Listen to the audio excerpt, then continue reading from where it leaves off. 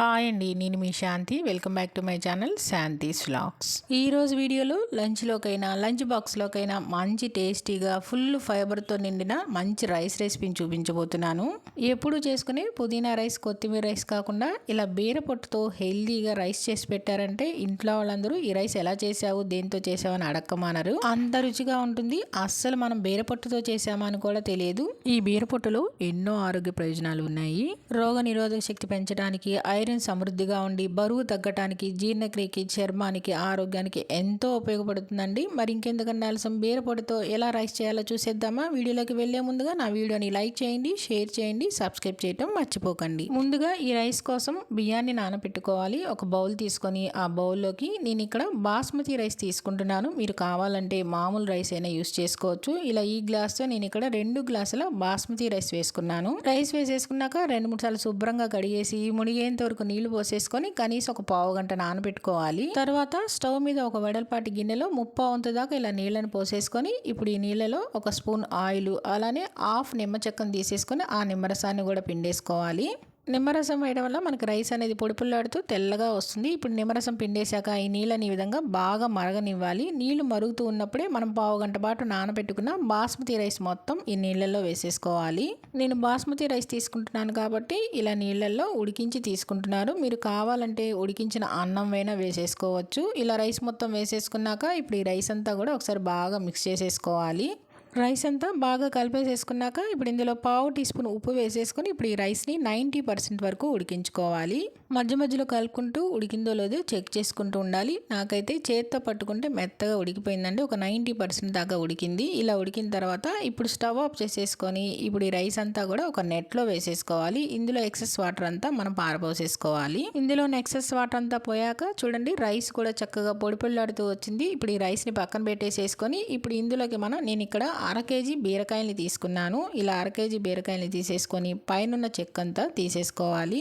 అటు ఇటు చివర్లో కట్ చేసేసుకొని ఇక్కడ నేను లేత బీరకాయలు తీసుకున్నానండి. ముందుగా మనం పీలర్తో ఈ సైడ్స్ కోసుగా ఉన్నది మాత్రం తీసేసుకోవాలి. ఇది కొంచెం తీగలాగా వస్తుంది కాబట్టి తినేటప్పుడు కొంచెం మనకు బాగోదు కాబట్టి ఈ తీగలుగా ఉన్నదంతా మనం తీసేసుకోవాలి. ఇలా అన్ని బీరకాయలకి మనకి సైడ్స్ కోసుగా ఉన్న తీగగా ఉన్న బీరకాయ అంతా ఇలా పీలర్తో తీసేసామంటే ఈజీగా వచ్చేసేస్తుంది. పీలర్తో ఇలా సైడ్స్ అంతా తీసేసుకున్నాక ఇప్పుడు ఈ బీరకాయని మనం కట్ చేసుకోవడానికి వీలుగా ఉండదు కాబట్టి నేను ఇక్కడ 2 ముక్కలుగా కట్ చేసుకుంటున్నాను. బీరకాయని పైనున్న తొక్క అనేది కట్ చేసుకోవడానికి వీలుగా ఉండడానికి నేను ఇక్కడ 2 ముక్కలుగా కట్ చేసుకున్నాను. ఇలా ఒక ముక్కను తీసేసుకొని మనం చాకుతో కట్ చేసుకోవాలి. పీలర్తో కాకుండా ఇలా చాకుతో కొంచెం మందంగా ఉండే విధంగా పైనున్న తొక్కను తీసేసుకోవాలి. ఇలా చెక్కు తీసేసుకున్నాక ఒక బౌల్ తీసుకొని ఆ బౌల్లోకి చెక్కుని చిన్న చిన్న ముక్కలుగా కట్ చేసుకొని వేసుకోవాలి. ఇలానే మళ్ళీ పల్చగా పైనున్న చెక్కు అంతా తీసేసుకోవాలి. లేత బీరకాయలు అయితే మనకి ఈజీగా వచ్చేసేస్తుంది. మరీ పల్చగా కాదు, మరీ మందంగా కాదు, కొంచెం లైట్గా ఈ విధంగా తీసుకోవాలి. ఇలా బీరకాయ మొత్తానికి పైన చెక్క అంతా తీసేసుకొని ఇప్పుడు వీటిని చిన్న చిన్న ముక్కలుగా కట్ చేసుకోవాలి. లేత బీరకాయలు అయితే మనకి ఈజీగా వచ్చేసేస్తాయి. ముదిరిన బీరకాయలు అయితే అస్సలు తీసుకోకూడదు, చెక్క అనేది అస్సలు బాగోదు. ఇలానే అన్ని బీరకాయలని పైన చెక్క అంతా తీసుకొని చిన్న చిన్న ముక్కలుగా కట్ చేసేసుకొని నీళ్లు పోసుకొని శుభ్రంగా కడిగేసేసుకోవాలి. ఇలా శుభ్రంగా కడిగేసుకొని ఈ బౌల్ని పక్కన పెట్టేసుకొని మిక్సీ జార్ తీసుకొని మిక్సీ జార్లోకి మనం కడిగి తీసుకున్న బీరతొక్క ముక్కలన్నీ వేసేసుకోవాలి. మిక్సీ జార్లో ఈ ముక్కలన్నీ వేసేసుకొని ఇప్పుడు ఇందులోని 2 ఇంచుల అల్లం ముక్కను కూడా పైన చెక్కంతా వలిచేసేసుకొని వేసుకోవాలి. ఇందులోనే 7-8 వెల్లుల్లి రెబ్బలను కూడా వేసేసుకొని ఇప్పుడు ఇందులోనే ఒక కారానికి తగ్గట్టుగా ఒక 3-4 పచ్చిమిర్చి, అలానే ఒక గుప్పెడు కొత్తిమీరను కూడా శుభ్రంగా కడిగి వేసేసుకొని దీన్ని మెత్తటి పేస్ట్ లాగా గ్రైండ్ చేసుకోవాలి. మరి ఎక్కువ నీళ్ళు పోసుకోకుండా కొద్దిగా నీళ్ళని పోసేసుకొని ఎక్కడ బరకగా లేకుండా మెత్తటి పేస్ట్ లాగా ఈ విధంగా గ్రైండ్ చేసి తీసుకోవాలి. ఇలా గ్రైండ్ చేసేసుకొని దీన్ని పక్కన పెట్టేసుకొని ఇప్పుడు స్టవ్ ఆన్ చేసి స్టవ్ మీద కడాయి పెట్టేసుకొని ఇప్పుడు ఈ కడాయిలో 2 స్పూన్ల ఆయిల్ వేసుకోవాలి. ఆయిల్ వేసుకున్నాక ఆయిల్ వేడెక్కిన తర్వాత ఇప్పుడు ఇందులో 1/2 టీ స్పూన్ జీలకర్ర, అలానే 1.5 స్పూన్ల తాలింపు గింజలు వేసేసుకోవాలి. తాలింపు గింజలు వేసేసుకొని ఇప్పుడు ఈ తాలింపు అంతా కూడా ఎర్రగా వేగేంత వరకు వేయించుకోవాలి.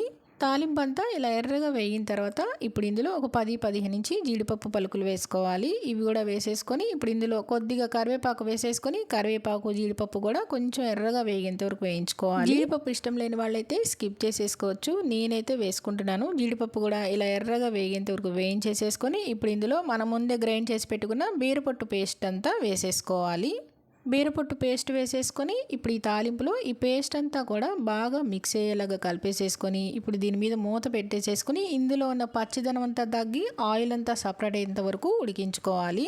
1 నిమిషం ఆగి మళ్ళీ మూత తీసేసుకొని ఈ పేస్ట్ అంతా కూడా బాగా మిక్స్ చేసుకుంటూ ఉండాలి. మధ్యలో అడుగంటి పోకుండా ఇలా బాగా కలిపేసేసుకొని మళ్ళీ మూత పెట్టేసేసుకొని మరొక నిమిషం ఉడికించుకోవాలి.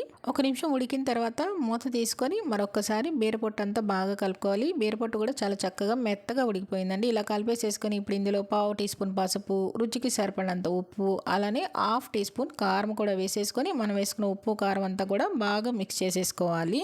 కారం అనేది మీరు టేస్ట్కి తగ్గట్టుగా వేసుకోండి. ఇలా కలిపేసేసుకున్నాక ఇప్పుడు మళ్ళీ దీని మీద మూత పెట్టేసి మరొక నిమిషం ఉడికించుకుంటే ఇందులో ఉన్న ఆయిల్ అంతా సపరేట్ అయిపోయి చక్కగా ఉడికిపోతుంది. 1 నిమిషం తర్వాత మళ్ళీ మూత తీసేసుకున్నామంటే చూడండి ఆయిల్ అంతా సపరేట్ అయిపోయి బీరపొట్టు కూడా చక్కగా ఉడికిపోయింది. ఈ పేస్ట్ అంతా బాగా మిక్స్ చేసేసుకున్నాక ఇప్పుడు ఇందులో మనం ఉడికించి పక్కన పెట్టుకున్న రైస్ అంతా వేసేసుకోవాలి. రైస్ అంతా వేసేసుకొని ఇప్పుడు ఇందులో 1/2 చెక్క నిమ్మరసం పిండుకోవాలి. నిమ్మరసం పిండడం వల్ల రైస్ టేస్ట్ అనేది చాలా బాగుంటుంది. నిమ్మరసం కూడా పిండేసేసుకుని ఇప్పుడు ఈ రైస్ అంతా కూడా ఎక్కడ ఉండలేకుండా ఈ పేస్ట్ లో బాగా మిక్స్ అయ్యేలాగా కలిపేసేసుకోవాలి. రైస్ అంతా కూడా ఈ పేస్ట్ లో ఇలా బాగా మిక్స్ చేసేసుకొని ఇప్పుడు మంటని లో ఫ్లేమ్ లో పెట్టేసేసుకుని మూత పెట్టేసేసి మరొక నిమిషం పాటు ఈ రైస్ ని ఉడకనివ్వాలి. ఇలా మూత పెట్టి 1 నిమిషం ఉడికించుకున్నామంటే ఆ ఫ్లేవర్ అనేది రైస్ కి బట్టి టేస్ట్ చాలా బాగుంటుంది. స్టవ్ ఆఫ్ చేసేసుకొని 1 నిమిషం ఆగి మూత తీసేసుకొని రైస్ అంతా బాగా మిక్స్ చేసేసుకున్నామంటే మనకి బీరపొట్టు రైస్ రెడీ అయిపోయింది. ఇలా వేడిగా సర్వ్ చేసేసుకొని పక్కన రైతాతో తిన్నామంటే ఇంకా రుచిగా ఉంటుంది. అంతేనండి, ఎంతో టేస్టీగా ఉండే బీరపొట్టు రైస్ రెడీ అయిపోయింది. ఇలా చేసి పిల్లలకి లంచ్ బాక్స్ లో పెట్టచ్చు, అలానే మనం లంచ్ లోకైనా చేసేసుకోవచ్చు. ఎన్నో ఆరోగ్య ప్రయోజనాలు కూడా ఉన్నాయి. మరి ఇంకెందుకు ఆలస్యం, మీరు కూడా తప్పకుండా ట్రై చేయండి. ట్రై చేసి మీకు ఎలా వచ్చిందో కింద కామెంట్ రూపంలో తెలియచేయడం మర్చిపోకండి. నచ్చిందా అండి వీడియో? నచ్చితే కనుక లైక్ చేయండి, మీ ఫ్రెండ్స్ కి రిలేటివ్స్ కి షేర్ చేయండి, సబ్స్క్రైబ్ చేయండి. Thank you for watching.